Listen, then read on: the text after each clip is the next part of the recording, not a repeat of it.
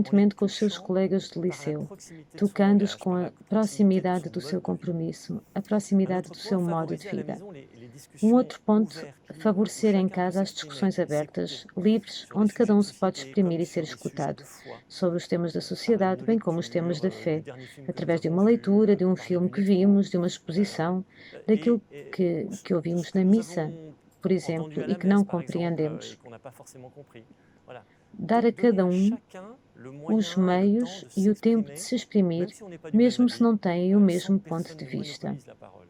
sem que ninguém monopolize a palavra. Saber também dar graças, exprimir a sua gratidão pelas pequenas coisas, uma boa paisagem, uma palavra valorizante, uma nota boa. A gratidão abre o coração e faz-nos estar atentos aos pequenos detalhes da vida e a fazer-nos crescer na confiança. E um último ponto desta lista, que não é exaustiva, o perdão. Saber perdoar em família e pedir perdão. Sabem que quando perdoamos é quando nos parecemos mais com Deus. Claro, saber perdoar aos nossos filhos, mas também pedir-lhes perdão quando agimos mal com eles. E se formos suficientemente humildes para lhes pedir perdão, todos os membros da família vão aprender um caminho de liberdade, de verdade. O perdão é verdadeiramente um caminho de vida que frequentemente os nossos filhos vão fazer. No quarto ponto, falemos agora do ambiente exterior onde vivem os nossos filhos. De que dispomos nós? Boas notícias. Não estamos sozinhos nesta missão. Apoiemo-nos nos padrinhos e madrinhas que escolhemos para os nossos filhos, sobre os avós.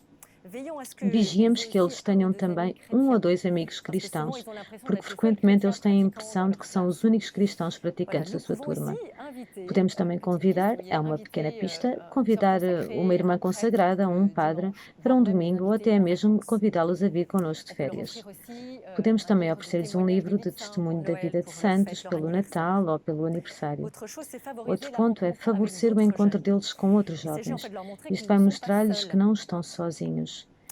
E eu digo-vos que fico maravilhada com tantas belas propostas que podemos fazer aos nossos filhos para se poderem encontrar com outros cristãos, que os ensinem a viver a fé com outros. Penso no escotismo, escolas de oração, montanha e oração, peregrinações em bicicleta, sessões de família e outros ainda. Há movimentos que vão corresponder a cada um dos nossos filhos. Por exemplo, nós fizemos os dois o escotismo com o Julián e nós tivemos todos os nossos filhos plenamente dentro. E depois, o nosso filho mais velho não quis mais. E então nós procuramos com ele onde poderia encontrar outros jovens com quem ele pudesse viver a sua fé. Encontramos a escola na montanha, que o ajudou a viver o sentido do serviço no sentido aos outros. E há também a questão da paróquia. Não hesitemos a escolher uma paróquia onde vão encontrar outros jovens. Talvez haja uma missa de jovens a que eles possam juntar. E se isso não for possível, ajudemos a implicar-se também na animação da missa, por exemplo, com a música, ou nos acólitos, fazendo leituras ou escrevendo as intenções. O último ponto é o da liberdade e a relação entre a liberdade e a fé. Sabemos, por experiência, que Deus não força ninguém e que nos deixa livres, como deixou livre o filho pródigo que reclamou a sua parte da herança. Cada filho tem o seu próprio caminho a viver. E se temos fé, nós acreditamos que Deus continua a ocupar-se dele, mesmo se ele toma um caminho atravessado. Sobretudo, se ele toma um caminho atravessado, diria. Eu não vim para os que estão sãos, mas para os que estão doentes. E é porque temos falta de fé que frequentemente nós desesperamos muito rapidamente com um filho que toma um caminho mau. É preciso fazer a prova de flexibilidade e de exigência. E, sobretudo, ter esta convicção de que aquilo que funcionou para um filho não funcionará forçosamente para o outro. E viver também a palavra do Salmo. Amor e verdade encontram-se, justiça e paz abraçam-se. O que isto quer dizer é guardar a exigência, porque o Evangelho é exigente, e ao mesmo tempo aceitar que cada um dos nossos filhos tem o seu próprio caminho. Isto vai pedir-nos muita inteligência de coração, inteligência das situações e, sobretudo, um grande passo de abandono. O abandono faz-nos crescer na fé. Esta questão encontra uma situação muito sensível sobre a obrigação de ir à missa. A nossa filha Rafaela, depois de muita relutância com a missa, anunciou-nos no dia dos seus 18 anos que não iria mais e que queria tomar a sua distância em relação à fé. Isto foi doloroso para nós, mas nós compreendemos que era a sua escolha e que, objetivamente, o aniversário dos seus 18 anos marcava qualquer coisa de objetivo na sua escolha. E um dia mais tarde falava com um padre e ele respondeu-me: Eu compreendo o vosso desgosto, Julian, mas ao mesmo tempo alegrem-se por ver a liberdade que está no coração da vossa filha. E na verdade ele tinha razão, porque estou cada vez mais certo que é pelo caminho desta liberdade que a Rafaela voltará um dia à fé. E se um jovem abandona toda a prática religiosa, podemos de qualquer modo interrogá-los sobre o lugar do tempo gratuito de dar aos outros, dar aos pobres, aos doentes, e assim fazê-los saborear a alegria do dom de si, que é um caminho pelo qual um dia eles podem, quem sabe, voltar a Deus.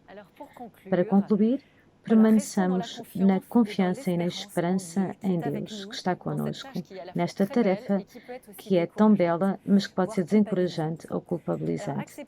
Aceitemos semear sem ver germinar a semente. A nossa missão consiste em laborar a terra. Deixemos em seguida o Senhor agir. É Ele que faz o resto. E antes de um bom diploma, dos princípios, de uma boa nota, o melhor presente que podemos dar aos nossos filhos é este do tesouro da fé.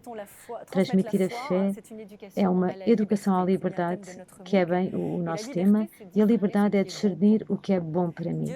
Deus nunca força. Ele nunca forçará a porta do coração dos nossos filhos. Ele espera-os pacientemente. Coloquemo-nos na sua escola para avançar neste caminho de confiança e acreditemos com todo o nosso coração e toda a nossa força que Ele se ocupa de cada um deles. Amém. Vamos fazer um pequeno tempo de oração e a seguir propomos um tempo de questões para um tempo de partilha em casal. Senhor Espírito Santo, nós te pedimos para que venhas tu mesmo mudar os nossos corações e o coração dos nossos filhos. Vem ajudá-los a voltarem-se para ti e a crescer na fé, na esperança, na caridade. Torna-nos dóceis à tua vontade. Ensina-nos a vê-los com o teu olhar que ama e que espera. Nos momentos de desencorajamento, que nos voltemos para ti na fé, pois tu queres a nossa felicidade e a dos nossos filhos. Guia-nos a fim de que escolhamos sempre o caminho da vida.